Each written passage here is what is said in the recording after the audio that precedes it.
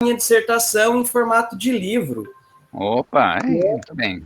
E aí, eu gosto de dizer que uma conquista, ela nunca é individual, ela é coletiva, né?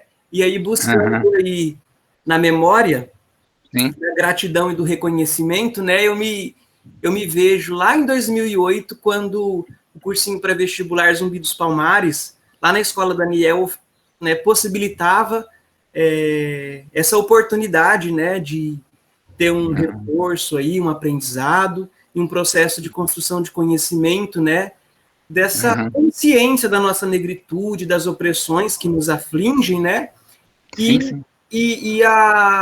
o teu empenho, acho que a tua trajetória também sempre foi uma mola de incentivo para mim, tanto no processo de graduação, de mestrado e agora no doutorado. Então, eu acho que o livro ele é uma materialização desse esforço, desse empenho, que não é só individual meu, mas que é de um grupo, né? E aí eu gostaria de agradecer aí a sua pessoa por essa idealização e por esse processo. Imagina, muito obrigado, parabéns pela realização, pelo seu trabalho. Os trabalhos têm, sim, muita participação de vários, né? Mas sempre tem aqueles mais especiais que puxam as coisas, né? Você, eu lembro do seu desempenho desde os cursinhos que a gente dava lá com o Padre Luther, tudo isso. Eu me sinto honrado de ter participado desse processo e, por favor, siga em frente, né? Continue, né? Agora que você entrou na questão acadêmica, por favor, vamos vendo como ela é complexa e ampla, né? E profunda, e como ela pode melhorar a vida da nossa gente também. Muito obrigado pelo seu depoimento e muito obrigado por você estar aqui presente com a gente. Saúde. Eu que agradeço. Alô, Bruno. Parabéns, Bruno. Parabéns, né? Todos parabenizem o Bruno, por favor, que foi uma batalha e tanto, né? Uma grande batalha, vencida, felizmente. Bom, eu vou retornar então, pessoal. O nosso tema é a democracia racial, tá? Vejam bem, a democracia racial, todo mundo já sabe, né? Não tem muito o que falar dela, todo mundo sabe que ela não existe, né? Claro. Mas acontece que não é só frisar isso, que ela não existe. Tomar cuidado com algumas das suas, como é uma ideologia, quer dizer, no sentido tradicional do termo, como é uma falsa consciência difundida socialmente, né? Como ela tem essa peculiaridade, ela pode se renova e além de se renovar, ela traz certos tópicos que ludibriam a gente, né? Nos pegam de calças curtas. Então a gente deve sempre ficar bem preparados para não ser ludibriado. Eu vou fazer uma apreciação sucinta dessa democracia racial, sabendo que a democracia racial é a proposta do sistema, querendo afirmar que há democracia. É um contrassenso, né? É um contrassenso. Qualquer pessoa que tenha um mínimo de experiência de vida e também é mais esperto, crítico, percebe a condição social dos negros, por exemplo. Só isso já derruba o mito. Mas o mito tem outros prolongamentos também que são um tanto perigosos. Então, vocês me desculpem, mas vou fazer essa revisão geral e para terminar esse assunto dessa fase, para que possamos em fevereiro, se der tudo certo, estivermos afinados, atinados, disponíveis, em fevereiro nós apreciaríamos um pouco as religiões africanas no Brasil, africanas e indígenas. Então voltaríamos com outro tipo de live, por favor. Bom, vamos lá, vamos acompanhando a sequência, por favor. Em tempos de pandemia, recessão e guerras de vacinas, o negro parece receber dos meios de comunicação uma atenção inusitada. A visibilidade, né, para quem preza tanto assim, a visibilidade, ela está mais explícita, né? E temos até a impressão de que os negros estão ocupando um certo espaço, né, dos meios de comunicação de massa, né? Eu gostaria só de lembrar que isso não é uma coisa tão nova assim, e devemos desconfiar dos resultados. Isso se dá porque procura-se abrandar o comportamento frente a um quadro de crescimento da depressão. O negro é a maior vítima, o negro sofre mais com a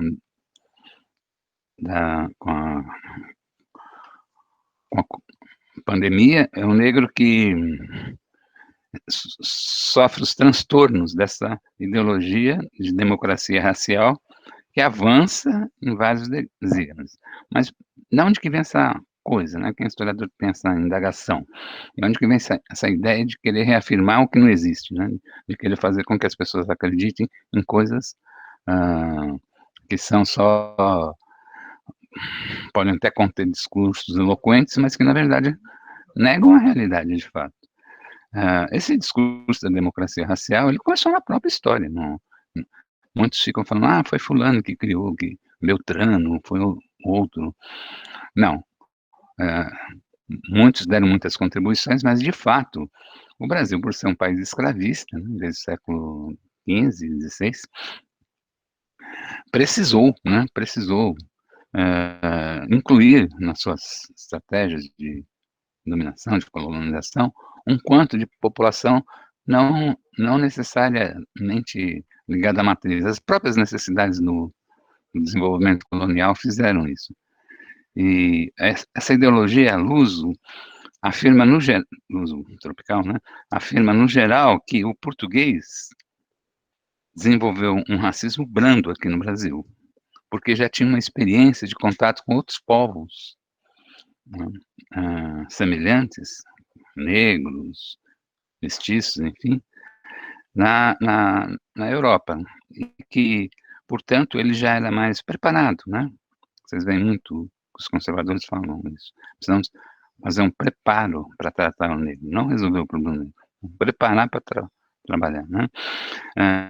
Um preparo para que negros desenvolvam com os portugueses, né? E desenvolveu, segundo esses elementos, regras cordiais de relacionamento, sem conflitos, sem racismo, sem violência. Veja, a admissão mínima de que pelo menos preconceito tem, mas que o preconceito é brando, né? Por quê, né? Basicamente, porque o português era um tipo especializado em tratamento com povos distintos da Lusitania, né? Que já tinha uma trajetória em África, fez o périplo africano, teve contato com os povos do norte da África, fez o comércio dentro da África, foi intermediário nas trocas. Quer dizer, assentou uma cultura lusitana, um jeito de ser, que facilitava a convivência entre povos estrangeiros, e trouxe essa experiência para o Brasil. E aqui então iniciou um processo moderado, né? Um processo social respeitoso, tendente à tolerância, à coexistência racial, e só que como eu explicar que o outro é escravo? Ser tão tolerante, ser tão desenvolvido assim, por que o outro continua alijado? Por que o outro é submetido? Não se pega muito isso para explicar. Quer falar apenas que essas relações são cordiais e são especiais. Ou seja, não é uma escravidão propriamente dita, seria uma escravidão algo benigna, que colocaria em contato portugueses e índios e negros. Mas quando toda a ideologia ela se afirma sobre a realidade, procura explicar a realidade, tem um certo grau de suficiência na explicação dessa realidade, mas tem buracos profundos, falhas, né, colossais. Por exemplo, se a gente vai olhar uns contrapontos a esse discurso de que do século XVI ao século XIX houve relações raciais cordiais entre negros, brancos e índios aqui, nós temos que responder por que a média de vida do escravo, útil, o tempo de trabalho dele, né, na escravidão, era em torno de 15 anos. Isso mostra uma força exploração muito forte, de tratamento muito ruim, né? Tratamento violento, dispensado a essa massa. Quer dizer, 15 anos, né? Já era renovado parte do plantel, já era trazido um outro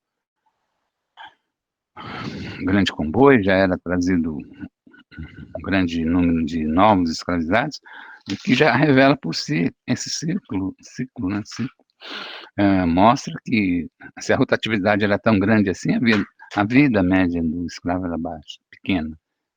Isso só era possível sob grande violência e autoritarismo e tratamento desigual, inferiorização do outro.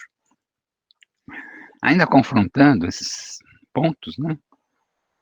Importação de aproximadamente 20 milhões de escravizados. Muita gente reflete sobre isso, né? O Brasil foi, muito provavelmente, o país que mais recebeu escravizados do mundo. E alguns autores defendem que o tráfico internacional, a diáspora, vamos dizer assim, africana, consumiu quase 100 milhões de vidas.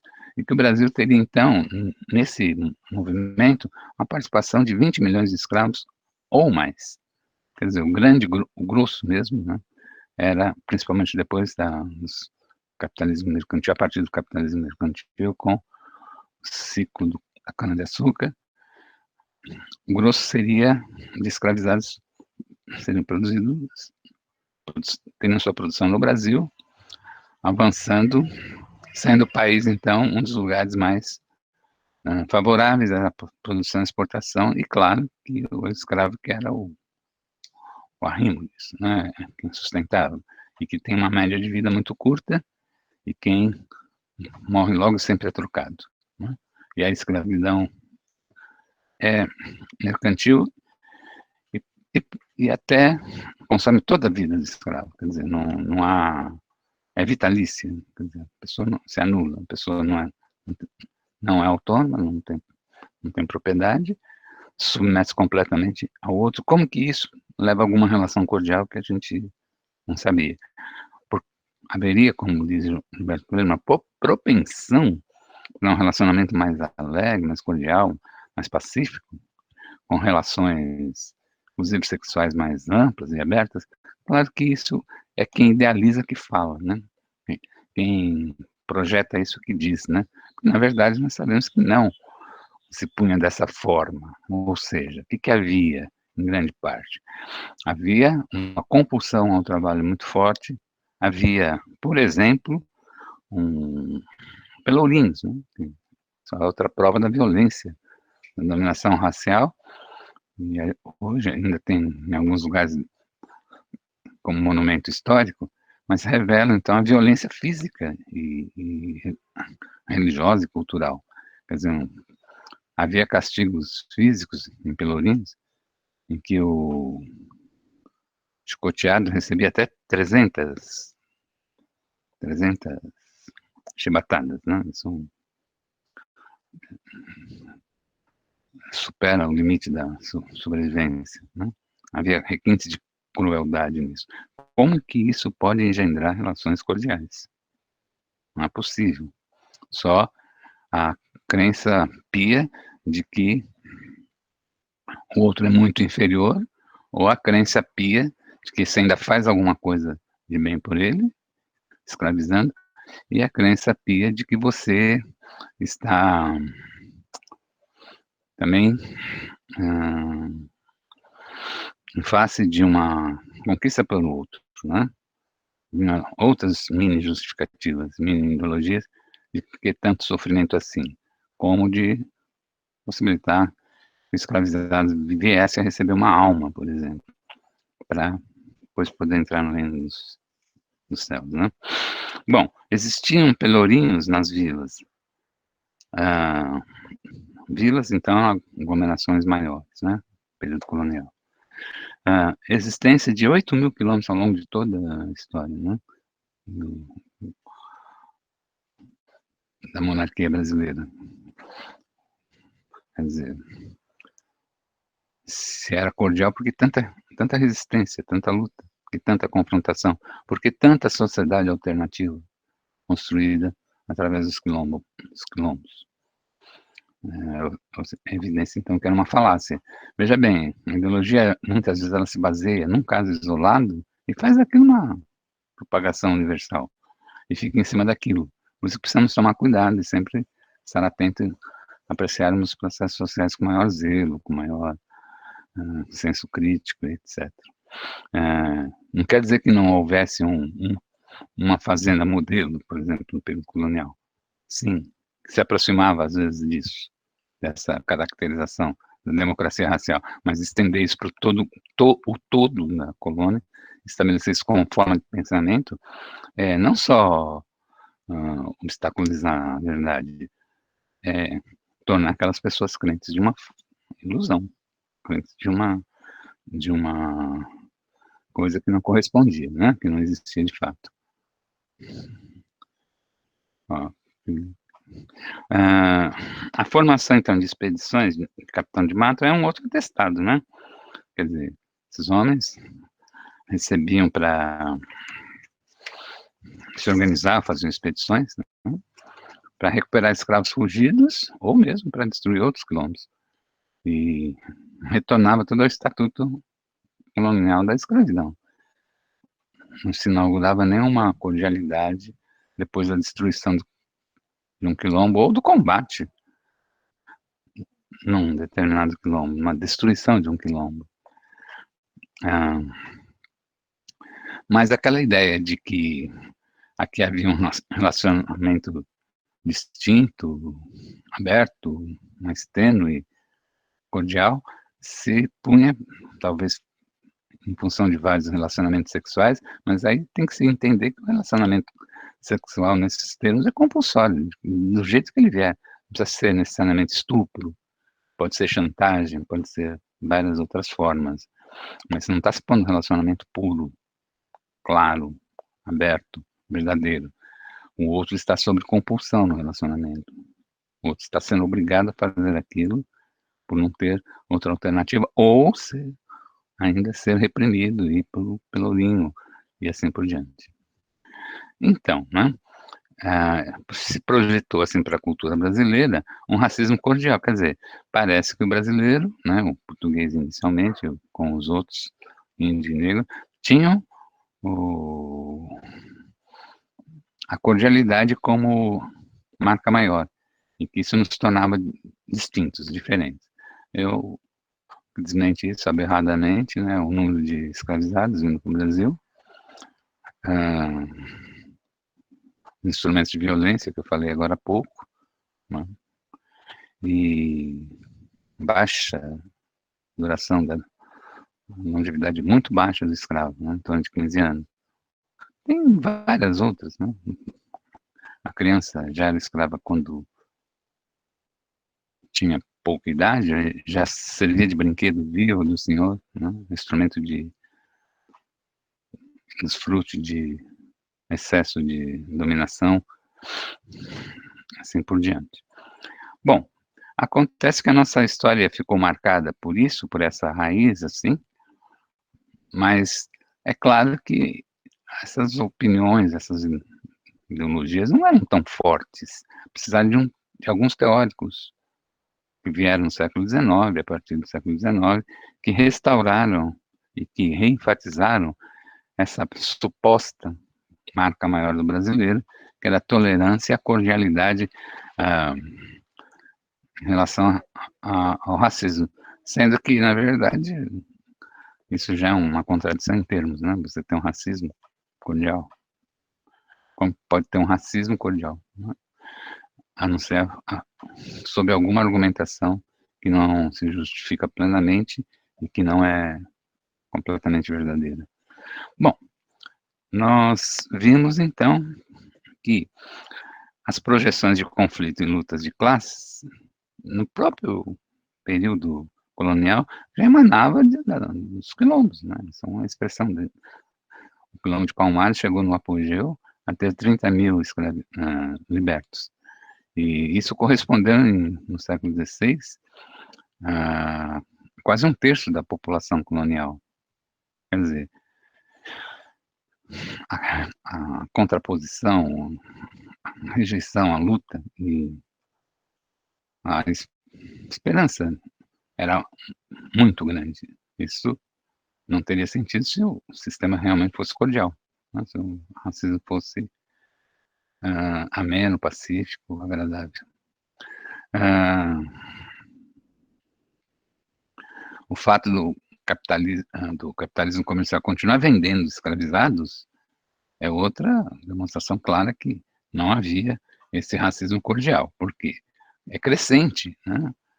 O Brasil hoje tem a maior população negra do mundo, fora a Nigéria, justamente por causa desse estoque, né, que foi forjado ao longo de 400 anos, e que mesmo recebendo contribuições de europeus, de várias etnias, ainda mostra que a população brasileira é majoritariamente negra, ou visivelmente descendente de negros. Para o passado é isso, né? Vamos dizer assim. Para o passado é essa ideologia que tentava idealizar o passado, mas o problema nem foi tanto essa construção. O problema foi mais mesmo o fato de querer trazer para o presente desdobramentos desse entendimento. Quer dizer, o Brasil, então, teria recebido uma característica fundamental, uma índole até, de ser um povo pacífico, tranquilo, um povo que concorda entre si, um povo que não é um povo revoltado, um povo que tem a pacificidade, tem a compreensão, a boa vontade, a tendência à confraternização, e assim nós teríamos essa grande marca como a herança do passado, sim, mas que seria continuada pelo povo brasileiro, porque ele escolheria ser assim, concordaria. Principalmente isso se deu, alguns teóricos brasileiros procuraram manifestar essa marca, essa distinção, face à situação dos Estados Unidos, né?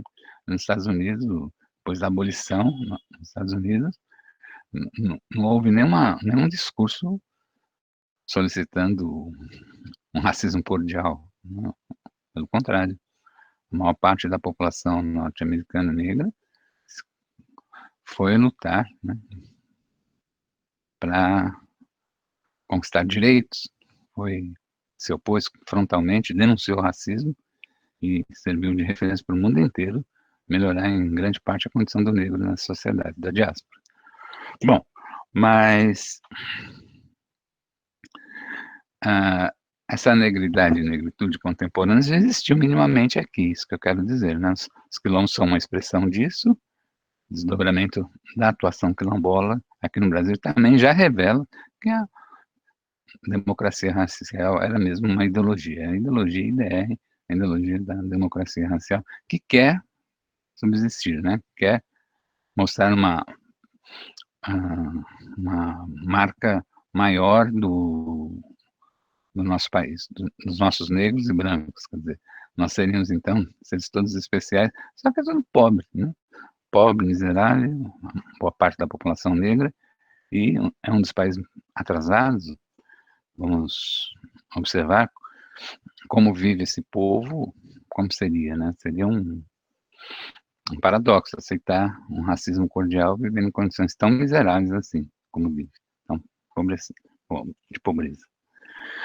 No presente, pois, portanto, há o resquício da ideologia da democracia racial, sim, né, sobra na memória da elite, sim, mas há também a atuação de vários teóricos, né, por exemplo, Gilberto Freire, e Silvio Romero, né, que levaram adiante esse entendimento de que esse país era singular e que como que a estratégia brasileira de se desenvolver no mundo, né, a partir dessa cordialidade que implicaria numa miscigenação. Povo bom, calmo, pacífico, honesto, trabalhador, justo. Isso traria alguns efeitos deletérios para a nossa população. Ou seja, consciência da maioria do povo, negros e brancos, não se confronta com a realidade, aceita, tem um certo nível de passividade, de aceitação pacífica, de que as coisas são assim, mas que nós somos magnânimos, né? Nós somos maiores e não guerreamos, não discordamos e tudo, simplesmente aceitamos os supostos ideais da nação que querem o bem de todo mundo, acredite se quiser, né? Por quê? Se o que a gente vê é justamente o oposto.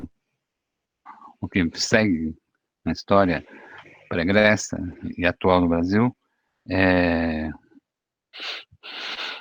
exatamente o oposto, que são denunciados pela negritude e negridade dos negros brasileiros. Ou seja, no enfrentamento da IDR, a ideologia da democracia racial, que mascara isso, que tenta construir uma sociedade idílica, pacífica, magnânima, né?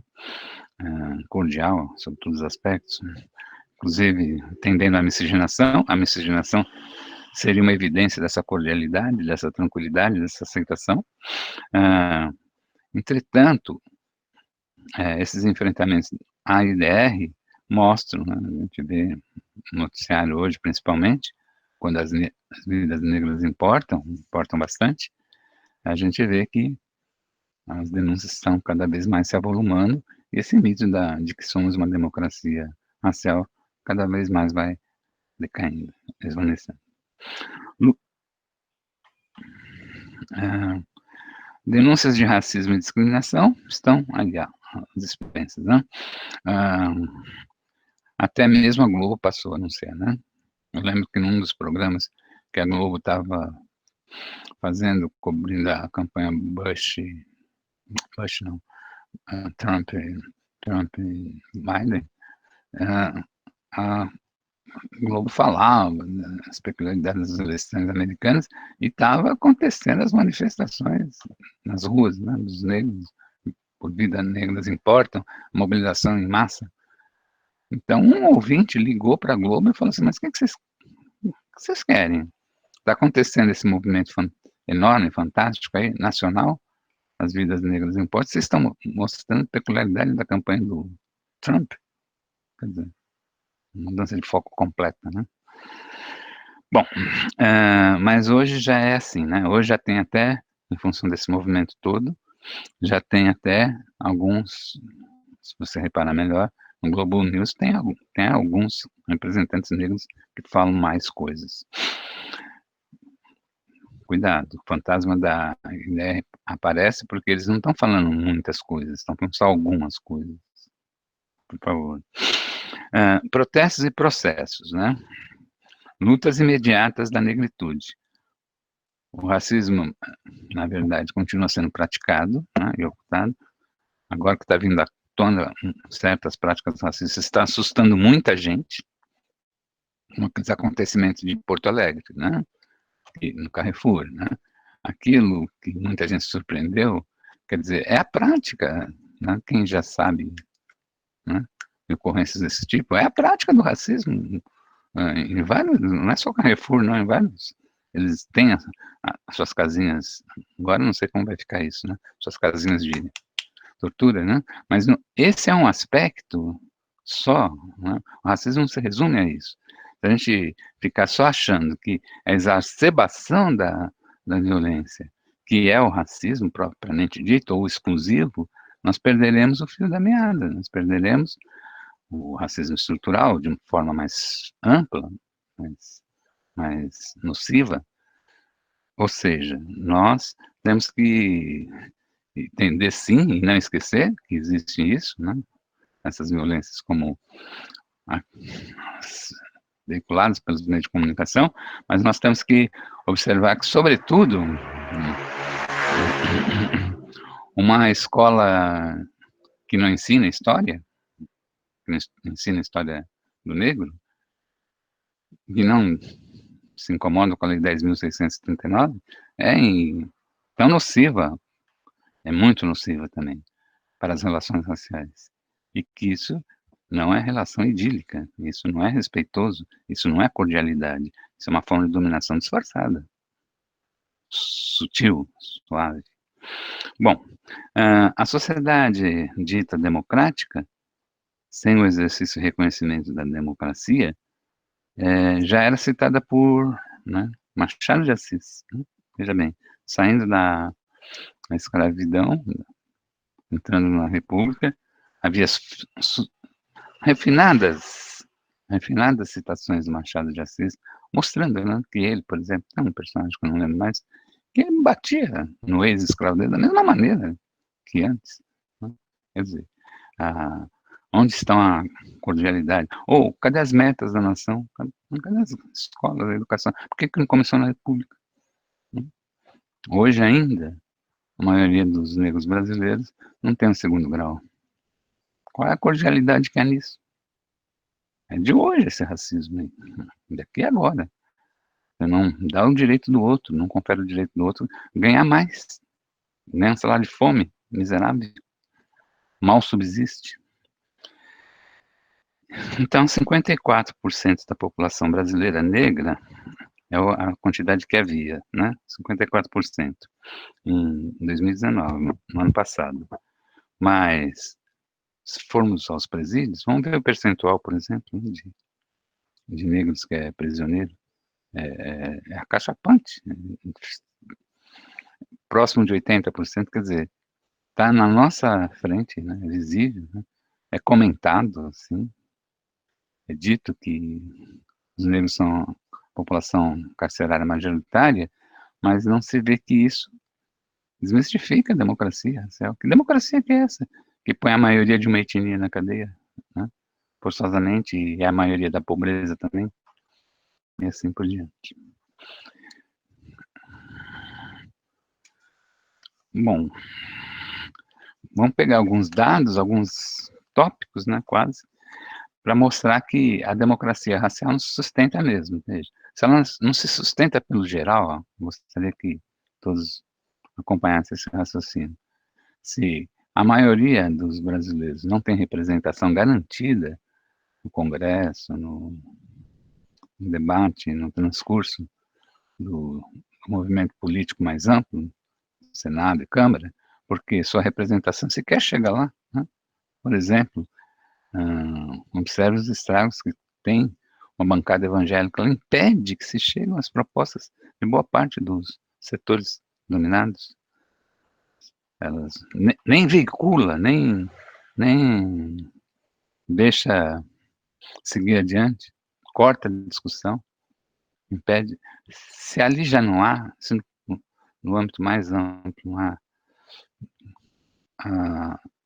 as relações cordiais, as relações idílicas, apregoadas, como é que 74% dos negros estão entre os 10% mais pobres do Brasil, dados de 2019 também, como é que isso pode atestar um relacionamento democrático? Veja, não é só na representação formal que não há, é sobretudo na realidade. E essa realidade concreta não é uma abstração, não é assim mesmo. Ela é fruto de um racismo estrutural, como nós já discutimos aqui. Negros, em média, recebem 40% a menos no salário. Pensa na agressão desse dado, né?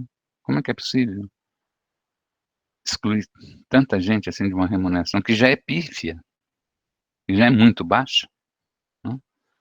E tratar ele com cordialidade, retirando a qualidade da sua... A qualidade e a quantidade da sua subsistência.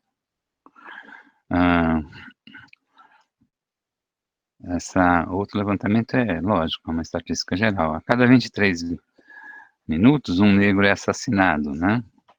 Veja bem, não tem que ter estatística favorável ou desfavorável, quer dizer, ninguém pode ser assassinado. Mas por que o negro preferencialmente é assassinado, ou predominantemente é o assassinado? Tinha um diretor do movimento negro aqui nos anos 80, aqui em São Paulo, que ele falava que lá em Itaquera, ele ia lá aos fins de semana, e toda semana 3 negros eram assassinados. Motivos torpes, quase. Mas por que a intolerância é tanta assim? Cadê a cordialidade? Né? E eram mortos aleatoriamente, assim, pareciam mortos. Qual que é a projeção que se faz, que o racismo estrutural que está na cabeça das pessoas faz sobre esses negros? Por que tem que matá-los? Cadê a cordialidade? Cadê a característica dada do período colonial e imperial? Negros, em média, recebem 40, já falei, a cada 23 minutos, já falei, 80% dos mortos pela polícia no Rio de Janeiro eram negros em 2019. Isso é estranho, estúpido, fora da razão mínima. Como que uma etnia pode ter esse destaque? Com um órgão de polícia, cadê as relações? Né? As relações raciais, as idílicas relações raciais. Bom, a maioria dos mortos por coronavírus é negra.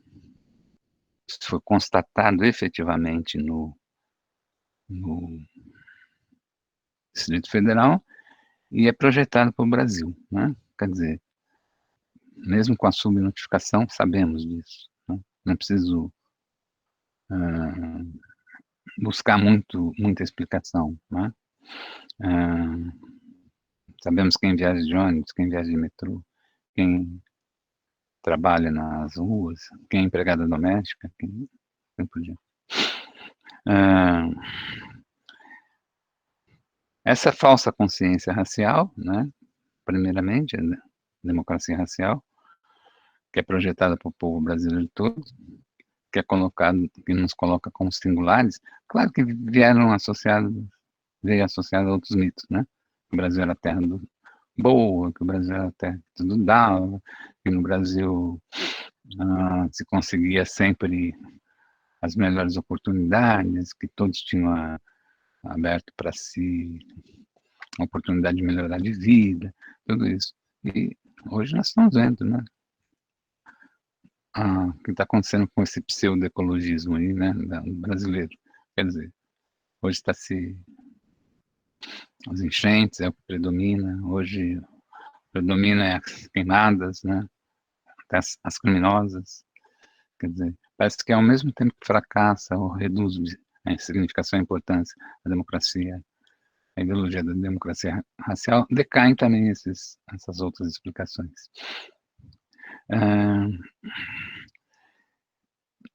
Eu acho que poderíamos observar um desdobramento considerando tudo que eu falei, um desdobramento da ideologia da democracia racial que também apresenta problemas para muita gente. Qual seja, é quase um entendimento que o negro ele tem a tendência à mestiçagem, e o povo brasileiro tem, né? Que isso seria decorrente, então, das nossas relações cordiais, né? Históricas, né? Acumuladas, projetadas na história. Se já é difícil aceitar que haja essa relação, né, de cordialidade, por causa de todo esse testemunho da história que mostrou a violência racial contra o povo brasileiro, se isso não tem grande sentido, como aceitar de pronto que esses, então, que são herdeiros dessas tradições e que são os agentes de hoje, queiram livremente serem miscigenados. Veja, nós não estamos questionando que haja miscigenação entre as pessoas têm a sua liberdade, têm o direito de se miscigenarem, mas por que se miscigenariam se sofrem tanto racismo, são tão dominadas, são tão exploradas? Seria um povo estranho, não é este? Prefere ir de encontro ao sofrimento? Como que é isso? Eu queria só frisar nesse aspecto que a conceituação visa negar o racismo, né, do IDR, falando que não há, como nós já dissemos, mas elogia a miscigenação em decorrência, diz que a miscigenação elevada é até uma evidência, uma prova de que a miscigenação racial é ampla e livre no Brasil, quando, na verdade, oculta-se o teor das relações, né, como eu falava. Hoje temos, por exemplo, a denúncia da violência contra a mulher negra, né, como que é favorecida as relações raciais cordiais nesse âmbito, né? A finalidade da miscigenação compulsória, veja, há uma miscigenação compulsória, é isso que é meu ponto de vista, que eu gostaria que vocês ponderassem. Não é que alguém vai raptar uma pessoa necessariamente para se miscigenar com ela, mas a compulsão está, por exemplo, uma diferença de classe muito acentuada. A compulsão está, por exemplo, na fuga ao racismo. Temos a denúncia de algumas autoras negras que muitas mulheres negras vão se relacionar fugindo da opressão, com receio, se protegendo do racismo, muitas vezes junto a seus pares brancos. Quer dizer, aí não há uma liberdade da escolha, da miscigenação. Há nessa atitude também uma pressão, uma força muito grande, desde o mercado de trabalho, né? Já falamos isso aqui, mas há uma pressão muito grande no sentido de que se evita a própria miscigenação entre setores, outras etnias, e se prejudica, né, se prejudica a continuidade de uma raça negra livremente. Quer dizer, ela fica compelida, fica pressionada a se relacionar com outros, a construir socialmente via miscigenação. Vai reduzindo-se, assim, a possibilidade de relacionamento e de aumento da sua população. Não estamos falando que a miscigenação não deve ocorrer. Defendemos que ela deve ocorrer, só que ela deve ser livre. Não pode ser compulsória por motivos econômicos, motivos políticos, por pressões sociais de outro tipo. Nesse âmbito, chegamos numa problemática, por exemplo, né? Uma problemática.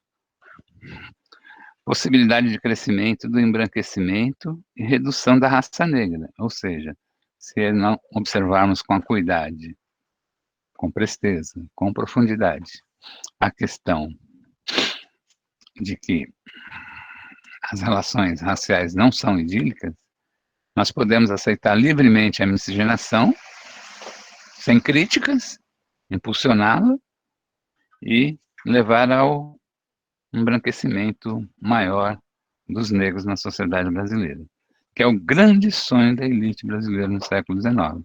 Ela achava que ia desenvolver o país, o Brasil ia crescer, ia ser uma potência, se ele fosse branco.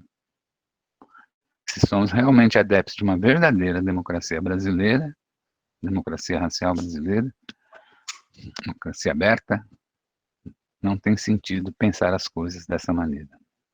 Muito obrigado. Acho que não, né? Alô, pessoal, alguém tem alguma questão, alguma ponderação, por favor? Parece que não tem ninguém. Eu escrevi aí, Flávio. Eu fiz uma questão, duas, mais escritas. Então, ele vai olhar aqui. Tá, obrigada. Uhum.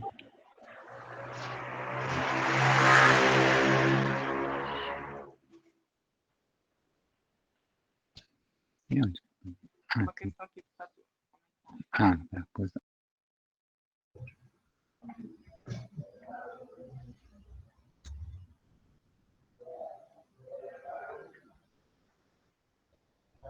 Eu perguntei porque eu tenho dúvida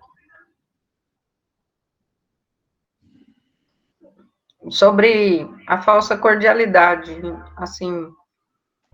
Então, a força, você também tem? Eu estou ouvindo. Para mim, a cordialidade se impõe como uma exigência do fato de sermos uma nação diferente, né? Sermos um povo cordial, porque assim foi no passado, né? Segundo essas explicações históricas mais conservadoras, e hoje, então, teríamos como que uma obrigação cultural de reproduzir essa cordialidade, sermos pacíficos, sermos, né, razoáveis, sermos pacientes, etc, etc. Tá, isso é um nível da pressão da cultura, eu acho, certo? E de ainda mais, e ainda mais de ser assim, resultante de uma evolução. Mas agora, no plano pessoal, eu acho que é uma pressão, também, uma pressão pela... Só um minuto. Pode falar, né? Há uma pressão no sentido de se sentir compelido a ser um obstáculo a esse projeto. Aparece como uma coisa ótima, boa, esconde-se a ideologia, né, como eu disse, mostra que a realidade de fato não revela cordialidade nenhuma, mesmo no nível da representação formal mais geral, os interesses e necessidades dos pobres quase não chega ao Congresso, porque há bancadas disso ou daquilo que sucateia isso, impede que vá para plenário, mas no nível pessoal, individual, vamos dizer assim, na coexistência, a cordialidade surge como uma compulsão, sim, mas surge também como uma possibilidade, né, uma esperança, uma possibilidade de dias melhores. Agora, muita gente pensa que ser cordial é o correto, mas você não devemos ser cordiais independente de um juízo melhor da realidade. Se em determinada situação você está rebaixado, deslocado, oprimido, sofre, por exemplo, as pressões do racismo, né, geral, que vem sobre uma pessoa no nível individual, raiva, medo e nojo, como você vai se entregar simplesmente a tudo isso? Você tem que fazer a ponderação e entender que pode ser uma contribuição cultural original, sim, mas não, como se diz na gíria, não levar desaforo para casa, né? Se realmente se posicionar a favor de uma equidade ou possível equidade na continuidade do desenvolvimento das nossas relações. Não sei se eu expliquei, né? Não sei se ficou claro também. Quem que é? Sim, eu nunca tinha observado a miscigenação como um aspecto da falsa cordialidade. A miscigenação compulsória, né? Quando ela é compulsória, a própria fala compulsória já revela, né? Mas e quando se coloca que o modelo é esse e não aquele, então é uma compulsão maior ainda, não é isso? Quer dizer, se coloca para você, isso, o brasileiro tem um ditado muito geral, o brasileiro é moreno, né? O brasileiro é mestiço. Na verdade não é, né? O brasileiro tem miscigenação compulsória. Na verdade, o brasileiro tem miscigenação de cor de pele. Mas, por exemplo, se você vê o que se faz com a cultura do negro, a religião, por exemplo, do negro, né? Você conhece tão bem, né? Como se considera isso? Como que ela é recebida? Ela é recebida de uma maneira tão manipulada, tão dominada, tão descaracterizada, que não dá para concordar que isso seja um elemento de cordialidade. Não sei se explicou. Sim, explicou, obrigada. Mas, assim, eu ainda estou pensando, desculpa, mas eu ainda estou pensando sobre essa chave de leitura, né? No nível das relações pessoais, das relações afetivo-sexual, o quanto que a miscigenação compulsória, ela se põe como uma falsa cordialidade, porque quando há uma relação... De um lado ela se põe quase como dádiva, né? Sim, mas eu estou falando assim, para mim, assim, alguma coisa que está me caindo a ficha, né? Sim. Porque eu sou desse mundo, eu participo desse mundo, né? Claro. Venho adquirindo alguma clareza, mas, assim, dá para ver que em 20 anos A gente não aprendeu tanta coisa assim, né? Porque o que é que está me caindo a ficha? Que, na verdade, um relacionamento afetivo sexual, né? Compulsório, sim, ele oculta aquelas intenções, né? De resolução de problemas imediatos do cotidiano que a gente enfrenta, né? E que ele pode ser resolvido nessa relação.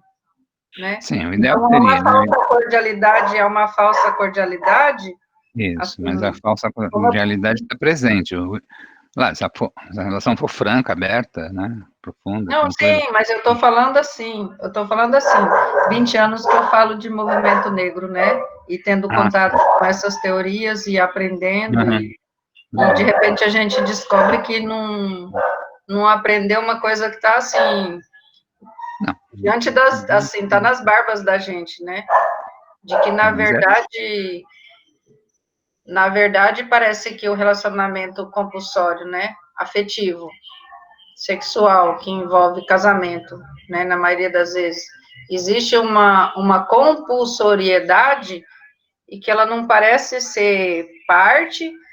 Eu já tinha entendido a parte da miscigenação compulsória, mas não tinha entendido essa face da miscigenação compulsória, que é a falsa cordialidade, no sentido da resolução de problemas que só uma falsa cordialidade, vista assim como se apresentou, né, no nível estrutural, né, e do geral, né? Possibilita. Na verdade, eu vou dormir pensando nisso hoje. Bom, não vou falar que tem as monções, né, mas é complexo mesmo, né?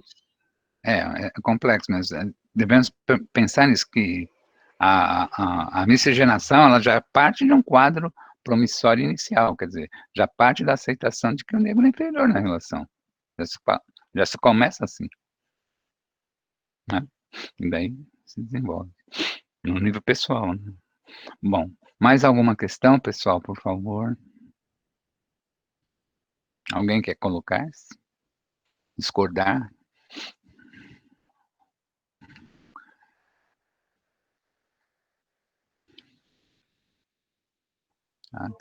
É muito forte para a gente. É muito forte. Ih, meu Deus, foi direto. É muito forte. Mas é que a gente fala que não, que a IDR não pega a gente, que não. Mas a gente tem um quadro na cabeça assim, que quando vai tratar o negro, é quase que a gente vai tratar o coitado, né? O que não tem todas as condições, né? O que não está nivelado no debate, ou que é né, como se pondera muito, né? É o que é mais atrasado, né? Tem isso. Não se dá realmente de forma igual. Não quer dizer que não tenha bolsões de igualdade na miscigenação compulsória, claro que tem. E reais e efetivos. Mas boa parte desses relacionamentos vem da decorrência de relações em que os negros entram desnivelados na relação. Eu vou citar um exemplo tolo, né, aqui, né, mas que é bem abrangente no nível nacional, que é o que eu chamo de cultura da festa, né? A cultura da festa, essa manifestação, né, da negridade se alastrar. O negro tem a riqueza das produções culturais nesse sentido, sempre no sentido de propor o pacífico, o agradável, a alegria, né? Por exemplo, samba é o terreno da alegria e tal, né? Mas nós vemos que é sempre o propositor, é sempre o negro, geralmente é o negro. E geralmente ele tenta amansar o branco, como dizia o Martins, quer dizer, fazer com que o branco aceite um relacionamento mais aberto, mais pacífico, mais tranquilo.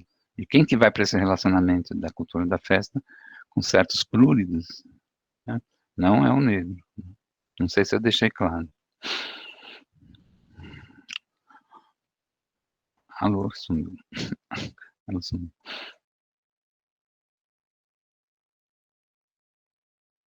Quem tem mais alguma questão, por favor, se coloque. Pode discordar à vontade, por favor. Quis dizer para a Rose que quem tem que correr atrás da miscigenação, muitas vezes é o negro, mas porque já foi primariamente na cultura, no terreno da cultura, compelido a isso. É isso que eu quero frisar. Não se tem bons quadros, bons juízos, boas conotações, boas apreciações sobre a cultura geral do negro. Por exemplo, a religião, né? Falei agora há pouco, não? Não se procura aprofundar a raiz profunda, por exemplo, num orixá. Não. Como a gente vê costumeiramente falando, essa coisa é negra. Gente que não considera as coisas, que não tem pensamento profundo, gente que não segue o reto caminho, e assim por diante. Pessoal, mais alguma coisa, por favor? Professor? Pois não, quem está Boa noite, muito obrigada mais uma vez por sua live, sempre com temas tão esclarecedores. Eu tenho aqui uma questão, bom, né, e agora o senhor falando a respeito da questão religiosa, eu tenho uma questão que volta e meia essa questão, de certo modo, me incomoda. A respeito da Igreja Católica, até escrevi aqui no chat, mas acho que ainda não deu tempo de vocês verem. A Igreja Católica, assim, historicamente, né, até onde eu sei, não sou grande conhecedora, porque como eu comentei na semana passada, minha formação é em letras e não em história, né, então sempre acompanho aqui porque eu gosto muito de história, então eu quero aprender mais a respeito, ainda mais a respeito dos temas que o senhor traz, que eu gosto muito. Muito obrigado, muito obrigado. Eu coloquei aqui, a Igreja Católica, historicamente, sempre foi uma instituição muito poderosa, e que no passado, por um longo período, ela foi a favor da escravidão. Todos nós sabemos disso. Sim. Atualmente, eu não sei de nenhuma interação assim mais contundente, algum movimento da igreja no sentido de lutar contra as diversas formas de racismo que existem no Brasil. Por exemplo, com todas essas mortes que houve aí recentemente, com toda a população negra, de diversos modos, ela é torturada até hoje. E eu não vejo assim uma incisão mais contundente por parte da Igreja Católica, né? Que se no passado foi abertamente a favor da escravidão, na sua visão, por que ainda hoje ela continua muda, continua calada em relação a esses temas? Seria ainda por conta de uma questão política? Na sua visão, por que isso acontece? Porque eu acho que deveria ser uma aliada de todo o movimento negro. E é parcialmente. Sim. E é parcialmente. Então, na sua visão, por que isso ainda acontece? Por que ela não abraça a causa de modo firme, até para reparar, né, o que aconteceu lá atrás? Sim. Primeiro, a sua pergunta nossa, isso não é uma pergunta, né? Isso é um tratado, né? Responder isso aí é muito difícil, muito complexo, profundo. Por exemplo, só assim de leve, né? A Igreja Católica não foi sempre o que ela é hoje. Tá? Sim. Isso tem que se fazer essa distinção, muito importante. Claro que você conhece a trajetória dos cristãos primitivos, né? Toda a perseguição em Roma, né? Tudo isso você sabe. Agora, quando chegou no Brasil, a Igreja Católica chega como aparelho do Estado, certo? Como uma espécie de ministério, né, do Estado, certo? Que vai cuidar da catequese indígena. Eu só vou falar isso, não vou poder aprofundar aqui, para preparar soldados da coroa para defender a colônia, certo? Essa era a função inicial. Né? Só isso já é uma atribuição que, né, denota o quê? Superioridade sobre os demais, o não reconhecimento dos outros, certo?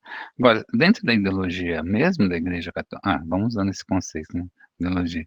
Dentro da ideologia, ela tem um entendimento de que o negro, né, parece que você perguntou mais com relação ao negro mesmo, né? Isso. O negro é o pagão, certo? É o pagão. Sim. É aquele que precisa ser catequizado estou falando em linhas gerais, por favor, para ganhar uma alma e ter direito ao reino do céu. Sim. Se você olhar dentro da motivação da igreja mesmo, da própria igreja, isso é uma coisa solene, certo? Está se pondo em campo para conseguir cristãos. Nesse exato momento, desobedece à liberdade religiosa. Concorda comigo? Sim, claro. Né? Ora, o que temos mais, né? A igreja sempre foi aparelho do Estado aqui no Brasil. E depois da proclamação da República, ela se descuidou um pouco mais disso. Se descuidou, não teve que se descuidar, porque vieram, inclusive, outras organizações religiosas para cá, certo? Também disputar o público religioso. Mas, então, de fato, assim, se você for pegar a igreja ainda hoje como um todo, você tem razão num aspecto da sua crítica. Sempre ela foi predominantemente dirigida por grupos reacionários e conservadores. Isso é verdade. É isso que a coloca, pelo menos, num grau de tolerância. Eu falei agora há pouco, né? Quem que dá o substrato para que haja cordialidade teórica nos relacionamentos sociais? É o fundamento da igreja. Então. Certo? Mas veja bem, a igreja tem suas motivações para fazer isso, religiosas, não é? Mas a igreja também, ela precisaria se situar mais, para e passo, com a realidade existente. E já se situou aqui no Brasil, por favor. Não sejamos injustos, né? Houve atividades religiosas que foram contra o poder. E muitos foram massacrados. Muitos padres. Sabe, mesmo conheci alguns bispos que foram isolados dentro da igreja e foram reprimidos. Mas a maioria do clero, essa herança de estar a serviço do governo, não sei se você me entende, essa herança de ter privilégios na colonização, sempre predominou em relação à outra. Tem outras tendências, tem outras ordens na igreja que têm outro destino. Né? Entendo. Mas perderam lá dentro. Né? Elas são derrotadas lá dentro. Por exemplo, franciscanos, em certa época, eram uma evidência até de iluminismo na igreja. Mas quem são os franciscanos hoje? Né? Certo? Pois então, é. A sua crítica é verdadeira e a igreja balança. Né? Ela apresenta ambiguidades e contradições. Esse Papa aí, que você está dizendo, você deve concordar comigo, ele tende ao conservadorismo, predominantemente. Mas já houve uma luta interna dentro da igreja para que esse Papa predominasse, certo? Entendo. Então, é dinâmico também, entende? Você tem razão no seu juízo geral, certo? Sim. Não estou tirando sua razão, não. Mas eu acho que você deve observar melhor, assim, os movimentos internos, os importantes, claro, né? Certo? Sim. Os importantes, para não cometer injustiça também, certo?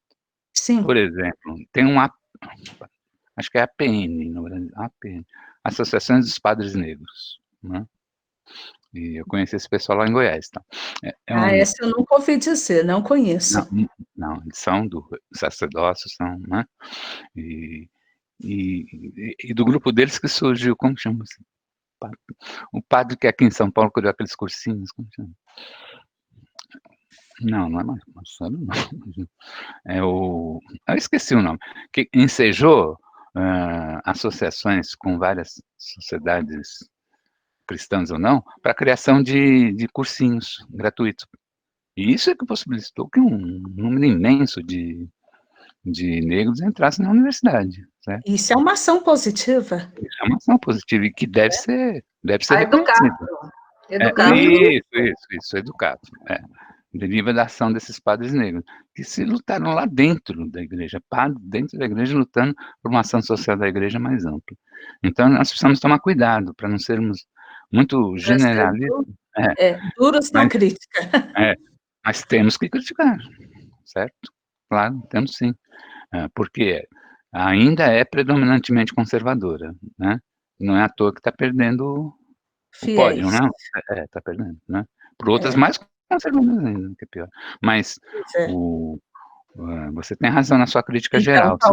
Talvez esse meu olhar seja por conta dessa questão, né? Porque eu fico pensando nessa questão, né, dessa falta pela resposta, né, do senhor, eu entendi perfeitamente, né? Talvez ela nem possa, né? Porque talvez queira agir, mas por outro lado fique até de mãos atadas, né? Não podendo também agir. Você ponderar a associação, várias associações de freiras, por exemplo, que são duramente reprimidas, né, dentro da igreja. Né? Sim. Tem associações progressistas dessas religiosas. Então, é difícil, porque é uma organização mundial, né? Sim. E, claro, e é difícil porque sempre teve um papel forte na conjuntura política brasileira, né? Isso. Ou seja, assim como outros movimentos, ela também precisa ir caminhando com passos lentos e conquistando espaço.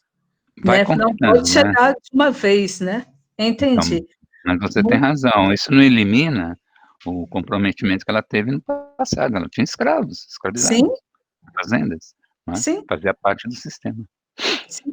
Muito grata, professor. Imagina, obrigado, você esclareceu. Pois. Mais dúvida, gente? Por favor, à vontade. Essa questão da igreja é muito séria, por isso que nós vamos discutir um pouco de religião nas próximas lives também.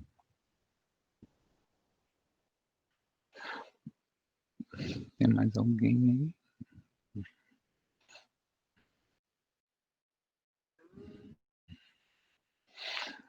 aí? Bom, eu estou entendendo que parece que por hoje não há questões mais, certo, pessoal? Alguém que... Ah, está escrito aí. Eu gostaria que alguém se manifestasse, colocasse a sua ponderação. Se não, não tiver mais nada, vamos às considerações finais aqui, por favor. Então, a IDR, eu tentei mostrar aqui que a democracia, ela existe formalmente. Tem gente que acha que existe desde a Grécia Antiga. Não é verdadeiro, né? Existem em outros lugares iniciativas desse tipo, principalmente na África Negra. Mas não importa saber quem que é o pai da criança nesse sentido. Importa é dizer que a democracia, efetivamente, ela quase nunca foi amplamente colocada. Sempre foi manuseada, manipulada por ricos e poderosos. Mas houve certas regiões que tiveram a democracia como alvo, né? Quer dizer, esse entendimento de que devem haver direitos iguais e respeito aos direitos e participação nas decisões de forma generalizada para todos. Mas no âmbito da democracia racial, no Brasil é que não, né? Que foi um país escravista, teve 4 séculos de escravidão, e que depois teve uma república, tem ainda, né, uma república, no começo foi oligárquica, depois uma sucessão de golpes de Estado, quer dizer, não saberíamos como, né? Ainda, por ter uma fundamentação racista, sendo considerado o país que mais recebeu escravizados no mundo, ainda é lógico que dificilmente pode haver uma democracia racial, é quase que uma contradição em termos. Mas eu quis mostrar, né, dizer que isso não impede que ela continue tentando se projetar frente a novas questões que aparecem, e muita gente é carreada por as suas ideias, é levada adiante por as suas ideias, e muita gente se contrapõe também às suas ideias. Então, ela não é um tema superado, como muita gente pensa, ainda a democracia. Não é ainda, não, ela está aqui. Quer dizer, o seu espectro, né, de ideologia está aqui ainda, afetando muita gente. Eu só queria que fosse levado em consideração que não só a distorção da realidade que ela enseja é a aceitação de que há relações cordiais, como ela pregou ainda que a miscigenação, né, entre brancos, negros e índios é praticamente o caminho da democracia, e que isso inibe outras formas de relacionamento ético, interétnico, Não necessariamente a miscigenação é benéfica para todos, e mais do que isso, ela tem que ser livre, não compulsória. Mais do que isso ainda, a miscigenação era o projeto original das classes dominantes no Brasil, no final do século XIX, começo do século XX, para extinguir o negro gradativamente. Ele iria embranquecendo e ser integrado no Brasil nessa condição. Gostaria que refletíssemos sobre isso nesse momento de pandemia, de pobreza, que os negros são os que mais morrem, que há genocídio do negro brasileiro. Gostaria que nós ponderássemos sobre essas iniciativas. E estou querendo dizer que necessariamente, claramente, é colocar um projeto de extinção, mas via miscigenação, mas ponderemos sobre as coisas, sobre muita coisa que ocorre. Ponderemos quem mais morre, quem mais é atingido, e assim por diante. Ponderemos quem ganha menos, ponderemos quem quase que tem a obrigação de não se de se miscigenar compulsoriamente. Eu quero frisar que essas coisas não estão bem resolvidas e que nós deveríamos aprofundar a discussão. Então, é possível que a raça histórica branca não queira mais o embranquecimento completo. Mas, olha, essa pergunta da moça, da Maria Aparecida, é importante. Veja, hoje em dia a igreja não domina mais ostensivamente a religião, né? Mas será que a referência maior que nós temos para raciocinar sobre religião não é o cristianismo? Você pode dominar uma situação sem ser imediatamente aquele que exerce um poder direto sobre ela. Então, eu gostasse, né, sobretudo vamos pensar, vamos ponderar, e gostaria de convidá-los para no ano que vem continuarmos essas reflexões sobre as vidas negras que importam. Eu gostaria de sugerir hoje, para o dia 7, né, voltaríamos às atividades no dia 7 de fevereiro, e discutiríamos o racismo que existe contra as religiões de dupla pertença. É parte do tema que eu falava agora com a Aparecida, né? Ou seja, vamos discutir como que há o racismo contra o candomblé e a umbanda, né? Que são velados, que são bastante criativos, né?